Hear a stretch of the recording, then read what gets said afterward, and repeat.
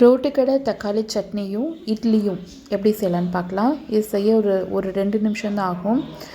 ஒரு மிக்ஸி ஜாரில் கட் பண்ணி வச்சுருக்க தக்காளி, வெங்காயம், ஒரு கட்டு பூண்டு, கொஞ்சம் மிளகா இதெல்லாம் போட்டு நல்லா திக்காக அரைச்சி வச்சுக்கோங்க.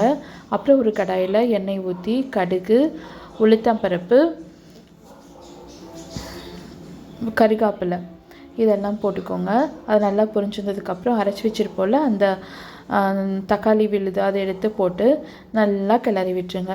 கிளறி விட்டுட்டு இது கூட கொஞ்சம் உப்பு நம்ம ஆட் பண்ணிக்கணும்.